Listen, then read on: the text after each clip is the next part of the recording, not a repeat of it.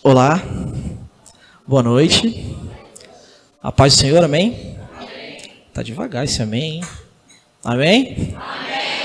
Todo mundo cansado, todo mundo na correria, porque nós tivemos vários eventos esse fim de semana. Assim como os irmãos, eu também estou um pouquinho cansado, mas tudo para a honra e glória do Senhor. Amém? Eu fico contente por ver tantos rostos novos hoje aqui. Louvado seja o nome do Senhor. Sejam bem-vindos em nome de Jesus. Amém? Sou grato ao Senhor por mais uma vez estarmos juntos aqui. Esse é um local de adoração, esse é um local de culto ao Senhor, onde o centro é Jesus Cristo. Que o seu coração, que o seu pensamento seja unicamente voltado para Cristo nessa noite. Amém? Se você crer nisso, Deus vai falar ao seu coração nessa noite.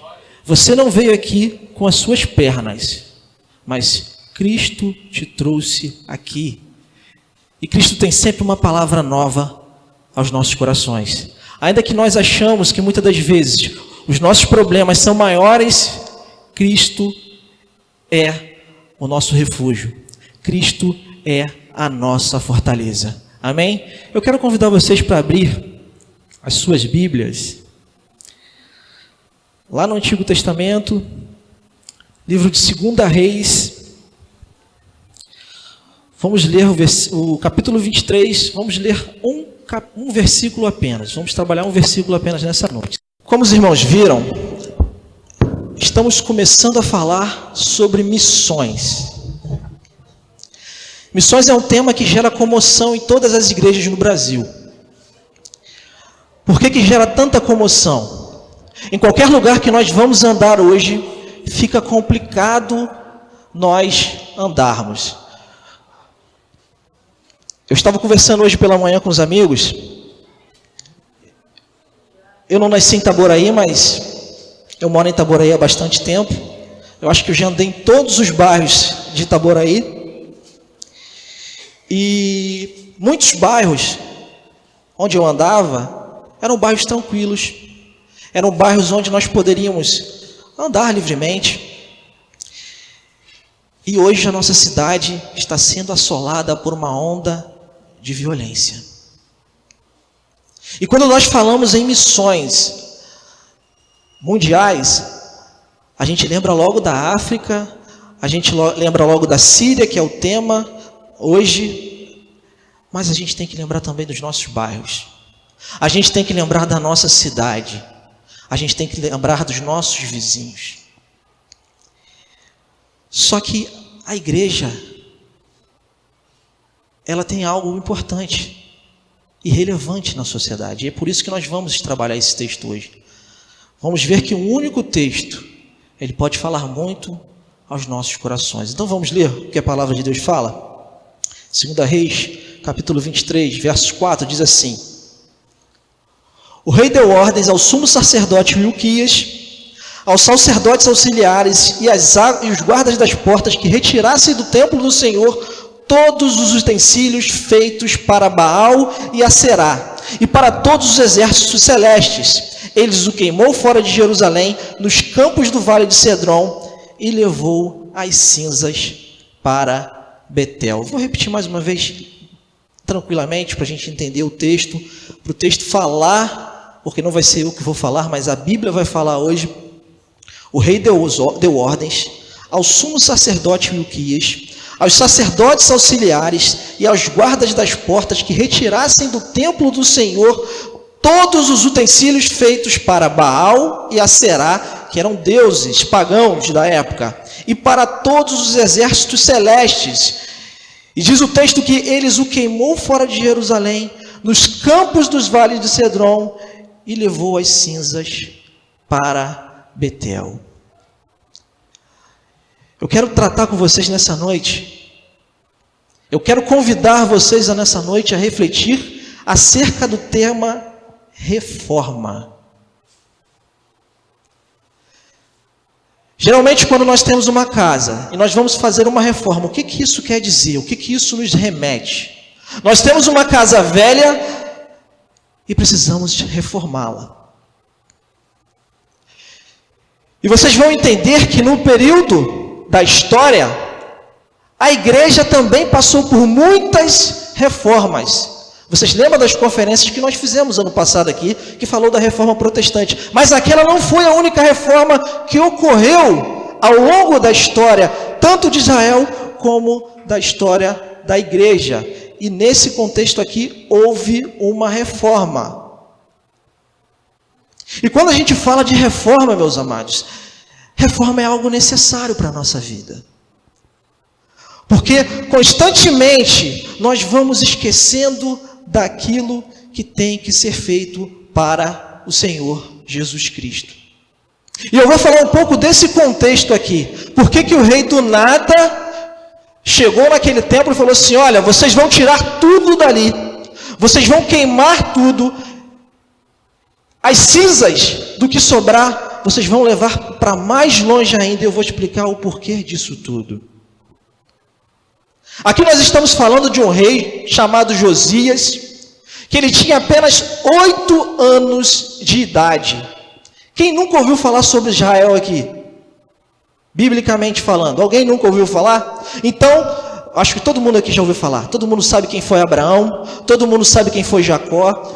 Ainda que você não seja crente, você deve ter assistido as novelas da Record, que dá uma pincelada. Então nós estamos falando de um povo onde Deus falava livremente com aquele povo, e aquele povo conhecia a palavra.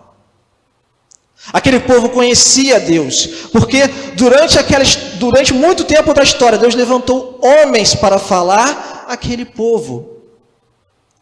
Sabe o que tinha acontecido aqui, amados? A lei de Moisés, que era a Bíblia da época, tinha sumido. Tinha sumido. E pasmem, sabe que a Bíblia é a palavra de Deus, e a palavra de Deus é Jesus. Mesmo que Jesus em carne não tinha vindo ainda a esta terra, Jesus já existia. E Jesus é a palavra de Deus. Então Israel foi escolhido por Deus para anunciar a vinda de Jesus, para reconciliar o homem com Deus. E se a palavra de Deus some, que é o próprio Cristo, a palavra de Deus não é o livro, mas sim o próprio Jesus, não tem igreja, não tem culto. Se os irmãos forem pegar o verso 22 para ler depois em casa, os irmãos vão ver que Josias ele tem esse encontro com a palavra de Deus. E quando Josias pega essa palavra de Deus, ele pega a lei de Moisés, ele se entristece. E a palavra de Deus, através do Espírito Santo, ela renova o homem. Diz o texto que o Espírito Santo ele convence o homem da justiça, do pecado e do juízo. E naquele momento Josias, ele teve um baque. Ele chamou todos aqueles sacerdotes e disse: o que nós estamos fazendo? A palavra de Deus, por que a palavra de Deus não está aqui? E quando ele olhou para o templo, ele viu milhares de ídolos, a Baal, a Aserá. Acredito que tinham outros postes ídolos naquela época, porque tinham mais ídolos do que gente. E aquele povo estava em crise. E aquele rei, olha como são as coisas, meus amados. Deus levanta um homem, na verdade não um homem, mas um garoto com 8 anos de idade. Então, eu digo para os amados, não tem idade. Não tem idade. Você pode se achar velho, você pode se achar garoto. Deus chama você nessa noite para fazer uma reforma na sua vida. Porque a partir da sua vida, Deus quer fazer uma reforma maior. Não só na sua igreja, não só nesse templo, mas na sua família, no bairro que você é inserido, no seu trabalho, na sua faculdade. E nós vamos trabalhar aqui 3 situações que podemos entender nesse texto. E aqui vocês viram qual é o tema de missões desse ano. Qual é o tema de missões? Alguém lembra?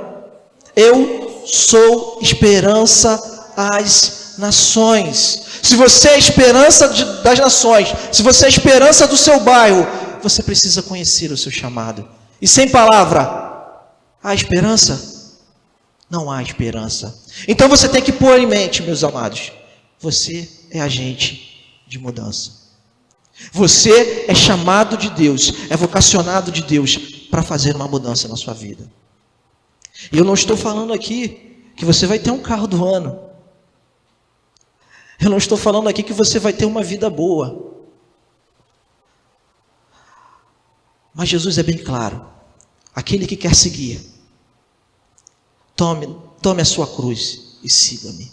E ande sem olhar para trás.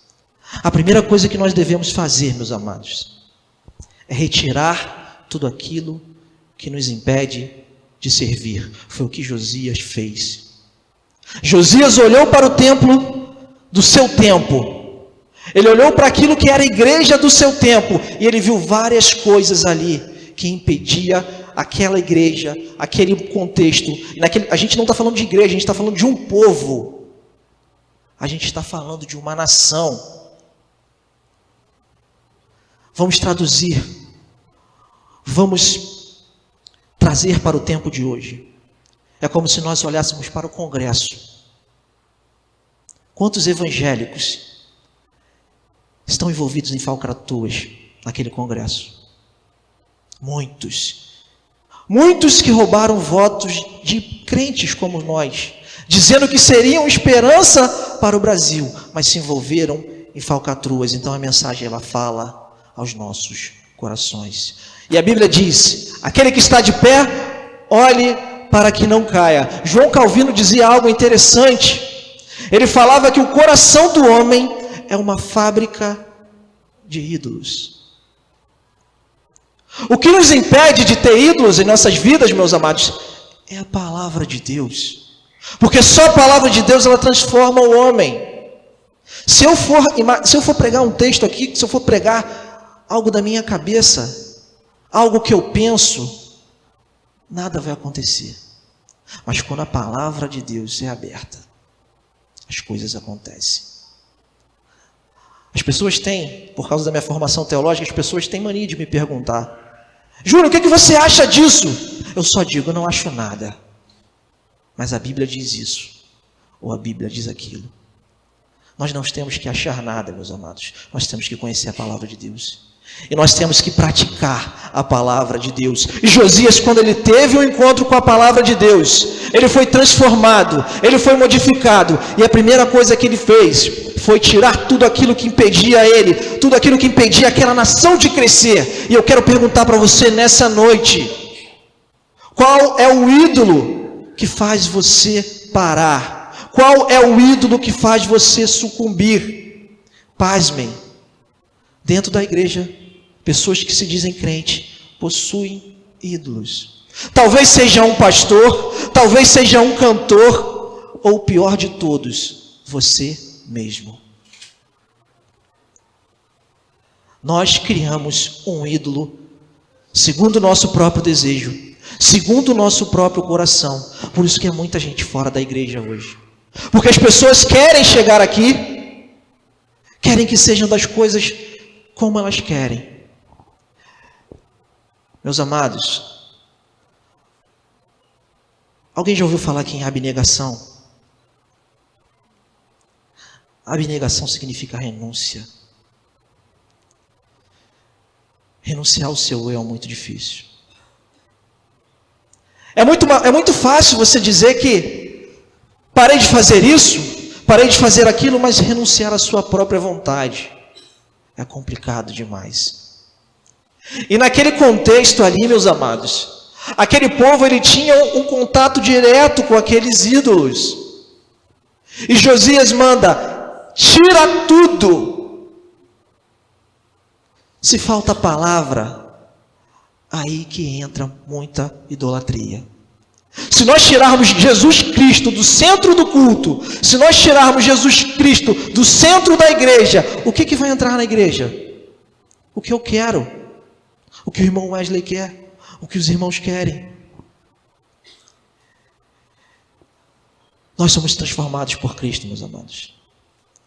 E a nossa vontade tem que ser aquilo que Deus quer para nossas vidas.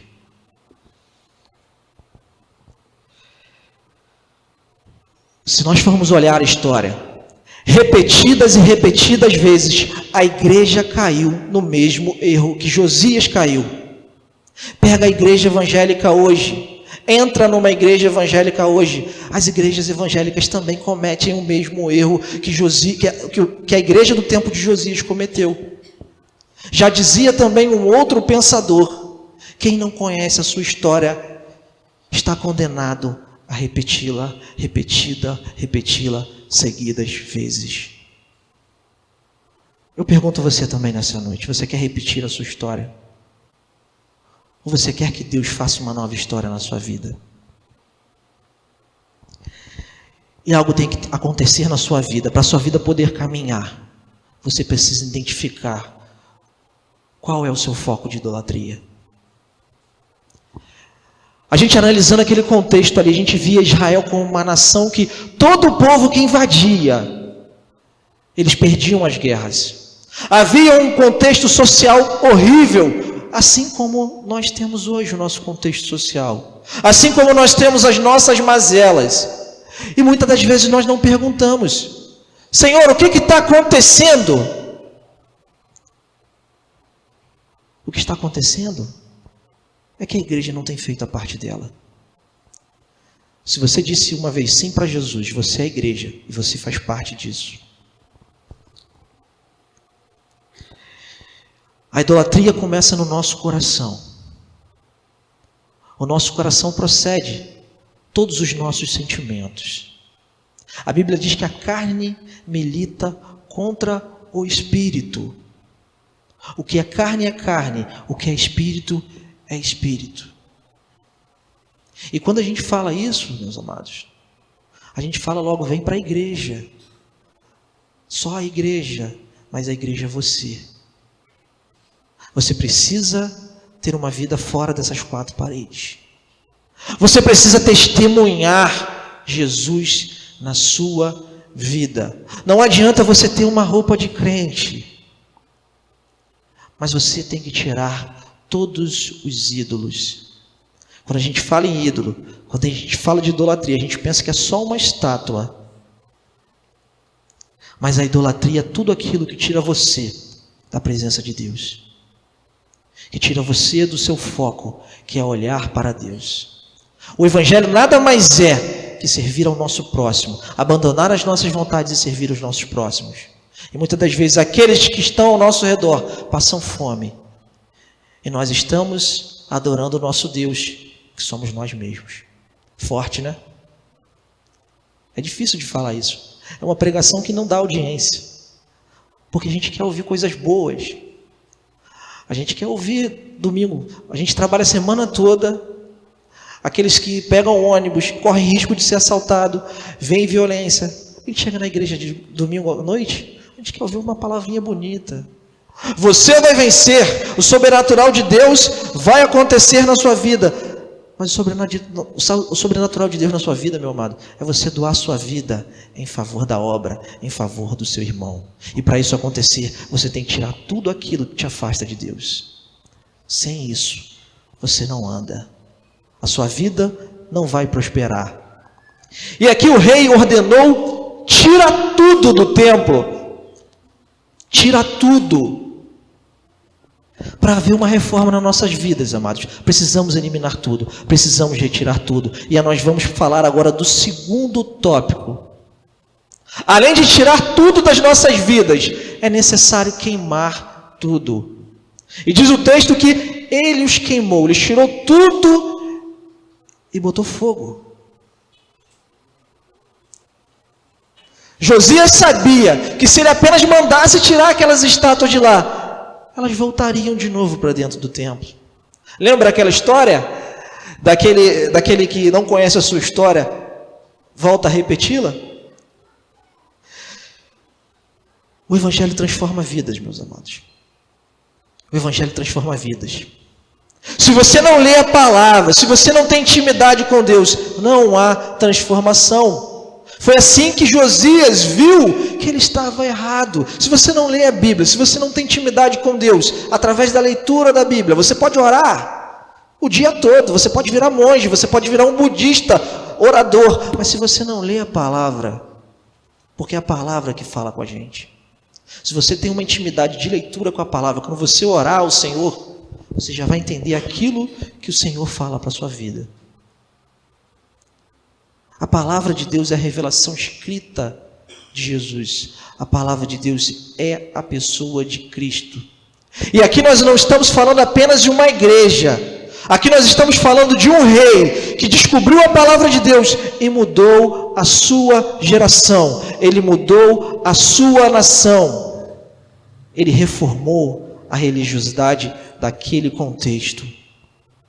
Eu digo para você, você de repente não pode mudar Itaboraí, mas você pode mudar a sua família através da palavra de Deus. Você pode mudar a sua vizinhança através da palavra de Deus. É só você entender que Deus vai te usar, eu tenho certeza disso. O fogo simboliza duas coisas, amados. Na Bíblia o fogo simboliza ou a purificação ou de fato a consumação. Por isso que a Bíblia fala que Deus é o quê? Fogo consumidor.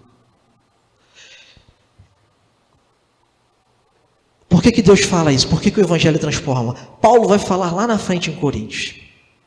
Assim que se alguém está em Cristo, nova criatura é. E o quê? As coisas velhas. E o quê? Então não tem como, meus amados, nós vivermos a nossa vida passada. Nós vemos que a Bíblia ela vai se cumprindo, ela vai falando aos nossos corações. Então se você quer viver olhando para trás, lembrando dos seus ídolos, como era bom, como minha vida era boa, você não anda para frente. Jesus Cristo ele faz uma transformação completa nas nossas vidas. Tudo se faz novo. As coisas velhas passam e tudo é novidade de vida. Amém ou não amém? Estou assustando os irmãos? Não?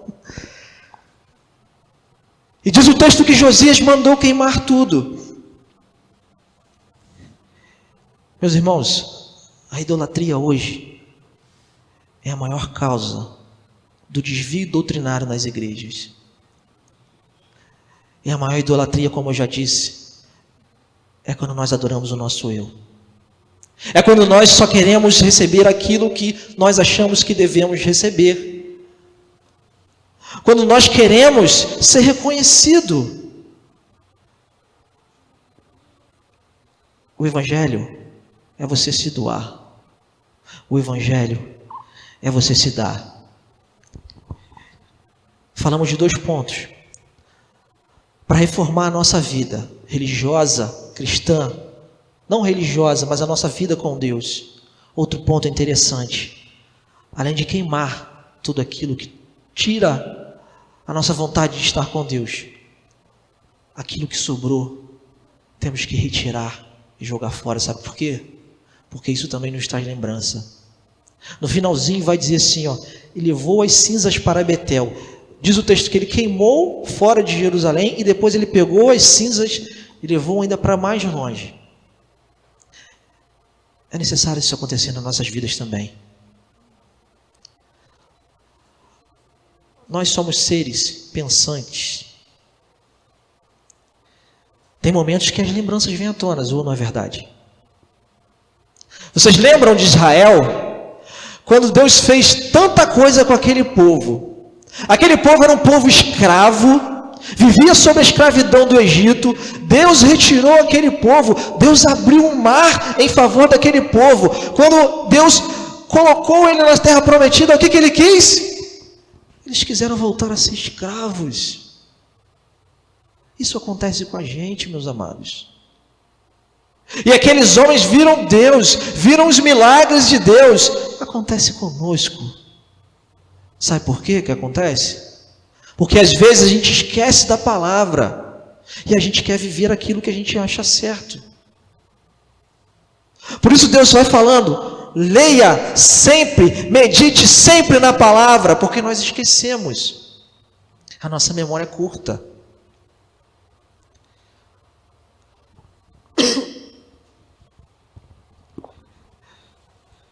O fogo tem um grande poder para queimar. E ele diz: vai, queima tudo. Depois você pega essa cinza, leva embora daqui. É o que está faltando hoje nas nossas vidas, meus amados. E eu quero fazer mais uma pergunta para vocês. O que está faltando você? O que está faltando você fazer para você tomar uma postura com Deus? Para você tomar uma postura não só com você mesmo, mas com aqueles que te cercam, com a sua família, seu esposo, seu filho, seu irmão, sua tia, sua avó, seu avô. Porque quando a gente ouve mensagens desse tipo, a gente lembra logo de uma pessoa. Ah, fulano tinha que estar aqui, Beltrano tinha que estar aqui. Mas Deus quer falar contigo nessa noite, assim como Ele falou comigo. Não pense vocês que só porque eu estou aqui desse lado da tribuna, a mensagem não está falando ao meu coração também. Toda vez que eu olho para os textos bíblicos, minha única reflexão é: eu não faço nada para Deus. Eu ainda preciso fazer muito ainda. Josias, esse rei que nós estamos falando nessa noite, é considerado o último rei bom de Israel. Os irmãos sabem o que aconteceu com Israel depois de Josias? O que aconteceu com esse reino? Aí já estava dividido, o reino já estava dividido, o reino foi dizimado. Eles viraram escravos na Síria e o reino foi dizimado. Sabe por que foi dizimado? Porque depois de Josias, os reis que sucederam esse reino, mais uma vez tiraram a palavra de Deus de foco. Se você tira Deus do centro da sua vida, a sua vida vai de mal a pior. A sua vida vai piorar. E quantos de nós, mesmo crente, mesmo frequentando cultos, mesmo estando cada domingo na igreja, ouvindo mensagens e mais mensagens, retiramos Cristo do centro da nossa vida? Eu não estou falando de religiosidade não, amados. Eu não estou falando de vir à igreja não. Sabe por quê? Porque o evangelho é uma religião da mente.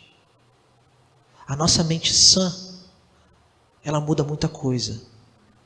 Ela transforma. Os irmãos que vieram na semana da reforma, de 500 anos da reforma, nós estudamos sobre alguns homens. Começaram com um homem apenas. Lutero, Calvino, Zwingli e tantos outros reformadores. Foi através da vida deles, de um único homem, Deus transformou sociedades, Deus transformou reinos, e Ele pode fazer isso com você. Ele pode fazer isso com você. A mensagem bíblica não é para que você seja um bom crente religioso. Não é para que você toque legal, não é para que você fale legal, mas é para que você seja um agente transformador aonde quer que andares.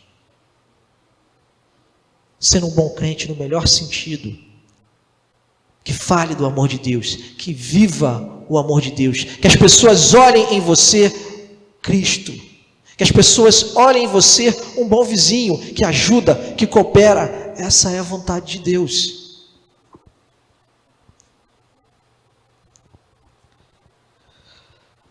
Josias conheceu a palavra de Deus. Quando Josias faz essa reforma naquele templo, o texto vai dizer, ele renova a aliança com Deus. Ele renova o culto com Deus. E aquela nação, no reinado dele, vai prosperar. Vai ser uma nação exemplar. Sabe por quê? Porque Deus estava no centro do reinado dele. Será que Deus está no centro da sua vida? Será que Deus está no centro de você como um funcionário? De você como um estudante? De você como um vizinho? Será que as pessoas veem você como um cristão de verdade? Eu quero convidar você nessa noite. Eu quero orar por você. É um momento de você refletir. É um momento de reflexão. Que você não saia daqui com um pensamento definido.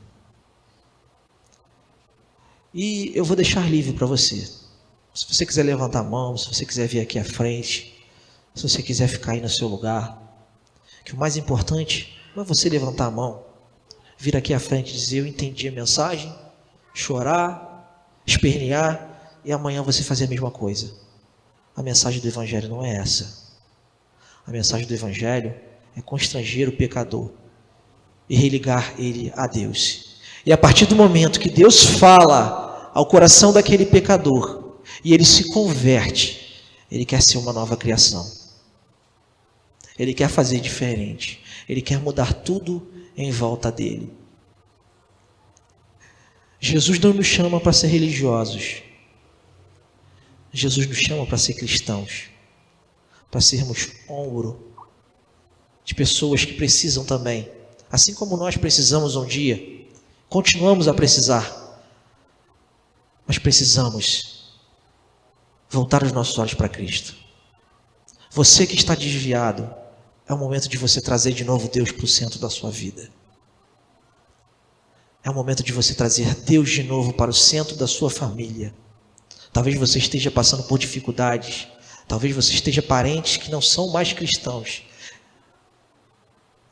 Parentes que talvez não querem nem vir à igreja. Mas é o que eu costumo dizer. Igreja não é isso aqui. Igreja é nós, somos nós. Nós somos a igreja. Então, onde há 2 ou 3 reunidos, ali o Senhor está. Então, eu quero orar por você. Feche seus olhos. Vamos orar, vamos agradecer a Deus. Se você quiser vir à frente, fique à vontade. Se você quiser levantar a mão, se você quiser ficar de pé, entendendo o que o Senhor fala ao seu coração, faça isso. Senhor, mais uma vez eu quero falar contigo nessa noite, Pai. Eu quero te agradecer, Senhor, por essa rica oportunidade que o Senhor me deu de poder ministrar a esses corações, Pai. Obrigado, Pai, porque o Senhor ministrou o meu coração primeiro, Pai. Eu reconheço, Pai, que eu não sou digno, Pai. Mas mesmo assim o Senhor, através da sua graça, me chamou, me salvou, me redimiu. E eu peço, Pai, que o Teu Espírito, Pai, fale a cada coração aqui. Que Teu Espírito convença, Pai, cada vida, Pai. Que cada um de nós, Pai, possamos entender os nossos chamados, Pai. Possamos entender as nossas vocações, Pai, para que possamos, Pai, irradiar vida, irradiar luz. Para que as pessoas, Pai, possam conhecer Cristo, Pai. Eu quero pedir pelo nosso bairro, Pai. Eu quero pedir pela nossa cidade, Pai. Eu quero pedir pelo nosso estado, Pai. Senhor, anima a Tua igreja, Pai. Que a Tua igreja seja a luz, Pai. Que a Tua igreja, Pai, através do Evangelho, Pai, possa adentrar nos lares, Pai. Possa, Pai, convencer, Pai, através do Teu Espírito Santo, todas essas pessoas, Pai. Porque sabemos, Pai, que o Estado não vai resolver o problema do mundo, Pai. O governo não vai resolver o problema do mundo, Pai. A política não vai resolver o problema do mundo, Pai. Mas o Teu Evangelho é a salvação para todo aquele que crê. E eu creio nisso, Pai. Usa as nossas vidas, Pai, porque nós fomos chamados, nós fomos escolhidos por Ti, Pai. E eu tenho certeza que o Senhor falou a cada coração aqui, Pai. Eu tenho certeza que a semente foi plantada, Pai. Que possamos sair daqui com o coração alegres, Pai. Com o pensamento renovado. E que possamos ser luz em meio a trevas, Pai. Eu quero agradecer por tudo, Pai. Em nome de Jesus. Amém. Louvado seja o nome do Senhor.